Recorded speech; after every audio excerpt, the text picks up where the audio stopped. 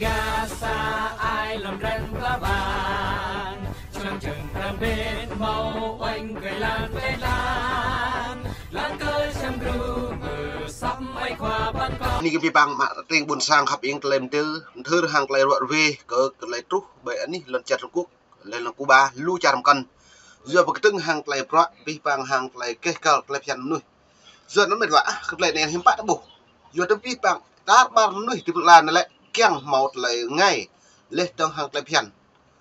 giờ nó lại nuôi thì là để làm nuôi bông mọt lại phiền bông mọt lại ngay nhưng bắt thì gì rim polta keng lại bị phiền lại vì bằng giờ hắn này chẳng hợp tác thương mại bờ đạp vì quang trà đi trà né hắn này lại đang mò dự một lại phiền gặp lại ngày đám được cả lấy cha ít không nhận tôi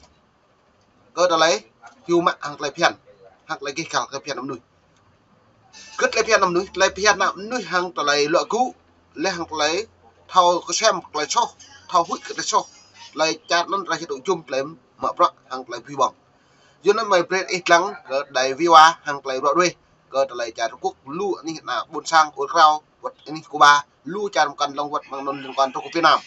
nên được và về về mức cỡ lại video này vào năm 2022 tổ chức phi lợi nhuận Freedom House của Hoa Kỳ đã ghi nhận một xu hướng tích cực các thường dân đang yêu cầu những quyền chính trị nên tổ chức Freedom House mạ mừng thọ bằng thôn tua vào tua lúc tua trú ra này nhiều pre chính hệ trú thôn tua vào tua rất lâu lên là pre tar bar lần cha không tùy cứt hoặc lại phiền cỡ nắm nuôi lên trong lại phiền thông tin tự do báo chí ta bán nuôi về một lại phiền là nên để ta trả lấy như một tùy cứt lấy bố nhát úc lấy phiền nên giờ ta đang chỉ chép cái nhú bình pol chính bố hem hơn lần trả họ bốn cung pro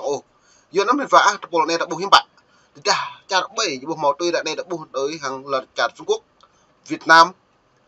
lên tầng lưu trả một căn đồng Cuba lên tầng Nga bố mò tùy phiền giờ nó hiếm bạn là chỉ tư một nhiều ta mang thun này như một plei ô bằng lại phiền đang tổ chức Freedom House này lại càng ra như một plei ô nhưng bạn là chỉ tư một rẻ nhiều như vậy gặp mực gần lại mình đa này rồi về bên ngoài và dân sự của họ được đảm bảo. Chúng ta tiếp tục chứng kiến điều đó trên khắp thế giới trong những môi trường hà khắc nhất. Chúng ta thấy điều đó ở Trung Quốc, Cuba, Iran hồi năm ngoái. Giờ này bố lại cái bằng như một ta mừng lầu đi Cuba, Iran, Trung Quốc như một thằng nhẽ một tôi cất ước lại phiền cả đám pre từ nhiều ngã lấy vắt cả đạo buồn sang căn lấy cái bằng hoặc cả nhiều ngã tự chọn cả đạo buồn sang lấy tấn xuân ngăn luôn ta gặp gần đừng để gặp mượn bên ngoài. Skya nói rằng cơ chế bảo vệ không thỏa đáng, sự đe dọa và thậm chí bạo lực đối với các nhà báo đã khiến tự do báo chí gặp nguy hiểm ở ít nhất 157 quốc gia và bố lại bí bằng hàng làm nuôi thông tin báo chí hà này là luôn tôi như căn ngã sát lên trong một bộ mỏ ngay đặt lại mạng lại hình rổ cặp mồ giờ nó lại này lại nhiều kết lại bằng lần chặt để rung hàng tập bút cả mạng pháp lên trong buồn cung đôi mà nó lại lần chặt Iran Trung Quốc Việt Nam lưu ra căn đừng hàng lại căn bình thông tin báo chí tập năng như lấy càng đuôi lầu đi nhiều mạng gì cơ tim trò lên trong đoạn này nhiệt độ cực bình nuôi thông tin báo chí anh đi đuôi ép hàng lại kê cả ấy gặp mực là bình gặp này đi vào vùng lãnh thổ. Các nhà báo truyền tải thông tin khiến giới quyền lực chịu trách nhiệm, cho nên đây là tất cả những gì thực sự cần thiết cho một nền dân chủ lành mạnh. Bà nói thêm rằng sự kiểm duyệt của Nga đặc biệt gây tổn hại khi đưa tin về cuộc chiến ở Ukraine. Bạn không thể. Bố là biết bằng hàng lấy tuổi Nga ở một mừng pre đi là bình thông tin báo chí lấy đa cơ là trả Ukraine riêng chính phủ Nga bù pre đa cơ lấy thông tin báo chí này giờ ta nhiều hụi mà ta ba lần là để thâu cơ lại trả Nga nghe sát cơ lên trả một cân thì ta dùng nuôi hiểm ta lại cả lại rất nhiều hụi thông tin báo chí pre lại giờ ta nâng hạn này như ta căn tới căn thế nào thông tin báo chí nòng trong nước vật ngoài nước lấy bục mạng lấy thông tin lại mở đi trả Nga nhiều là Ukraine nó lại nhiều sở tụ hàng lấy phát ý lên trong pháp Nga bằng các nước nào như bộ nghe gặp mượn biệt gọi cuộc chiến là chiến tranh, bạn không thể chỉ trích quân đội Nga và kết quả là hầu hết các kênh truyền thông độc lập của Nga đã rời khỏi đất nước và phải đặt trụ sở ở nơi khác. Giờ này bố lại có bị bằng pro đấy đời Nga lại từ lấy mạng lại phiền một ngàn đến chính dịch so hàng lại phiền giờ nó như là Nga lại nhiều bộ màu như lệ nhiều trả Nga lại quân trả Nga như lệ nhiều một số như là từng xoa lật lá trả Ukraine do nó pi bằng hàng pi bằng nhiều shop hoặc là phiền lấy là mạng thông tin là độ bằng chả nga lại như chế độ phát đi hàng lấy mạng tập năng phiền là lực thông tin bố trí ở chả anh nga. Đàn áp cũng ngăn những công dân bình thường tìm kiếm hay truy cập vào các nguồn thông tin đáng tin cậy, thậm chí thông qua VPN, theo Ksenia Krylova, một phóng viên điều tra và phân tích ra tại The Jamestown Foundation. Nếu bạn chỉ chia sẻ bất kỳ thông tin trung thực nào về cuộc chiến, bạn có thể bị bắt và có thể bị bỏ tù. Ebola nhiều lệ, lấy mạng thông tin, lấy ping rồi lệ. Rim rồi là blah ngạ bởi ní chả nga chia sẻ thông tin là lại lên tống lo đời là mạng do cái đợt là đối với đảng cộng sản nga lưu trà còn bây giờ sẽ nga vắt cái trà Việt Nam còn cái ra này phố lấy chia sẻ thông tin ở lại sát nhập sát cái đáng bữa đây đi lấy nhú sự mạng cự tập năng tiền rút cái gì bố một pha lấy là phiền là bây giờ chả phố trà ngạo đối với đảng cộng sản lại những bộ phim mạng úc lấy sau trong nội bộ đáng lấy trong nước kèng mạ lấy sau chặt địch nhau lấy thấu hi lực làm cái chả là nhiều bộ phim bố lấy hi lực cái nhiều bộ đâu cho nên được ai gặp mượn đơn lấy phèn này.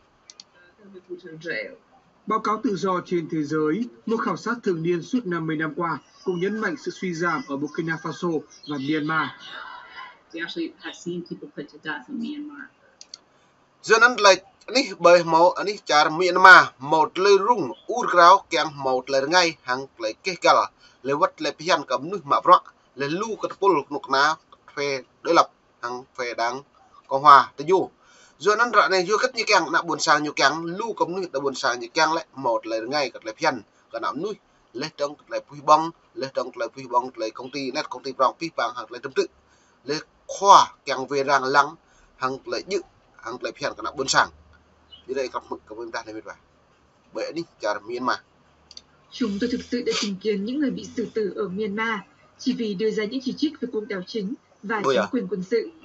Chúng tôi thực sự đang chứng kiến một tình huống đáng tiếc ở Burkina Faso bởi vì nó có nghĩa là gần như hoàn toàn phá hủy các thể chế chính trị và quyền của người dân.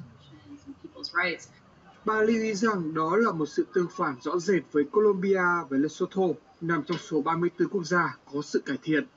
Một khía cạnh của những điểm tích cực mà chúng tôi thấy là các cuộc bầu cử mang tính cạnh tranh và tự do. Hoa Kỳ cũng có nhiều việc phải làm để chống lại sự phân cực, điều mà Gorokhovskaya gọi là đáng lo ngại. Nhưng chúng tôi cũng thấy những nỗ lực từ cả hai chính đảng để giải. Do nên lại này biết bằng rõ cái nhầm là lấy vừa được bắt phun khá rồi cái mà càng biết được liệp nhân lấy từng chả ra rồi cái chả rung cả như một lấy rung đằng cái nhầm phun khá biện mong chả địch nhau Hoa Kỳ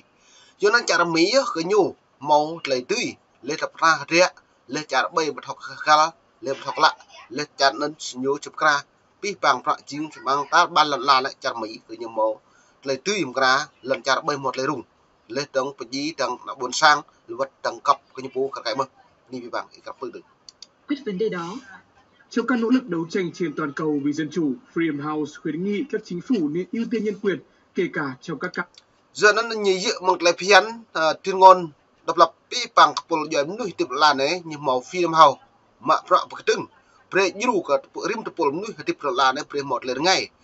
lấy từng lời ngay như vậy bị bằng hàng tuổi cướp lời phiến cái nào buồn sang tidak saya pucara như budi cướp kena buồn sáng lên bố ngạc phật bố như ông lại phiền kena nuôi phun cung prong pre lên như chụp rai kena buồn sáng non tổ chức Freedom House pre khang lại cái là rim cho cái phun nuôi mà phật càng một lần ngày do nó trả lấy một cái từng phun Freedom House nhiều chụp trun lên từng mút nhiều giáp chính sách đen CPC khắp bụi một vậy ăn kích song phương.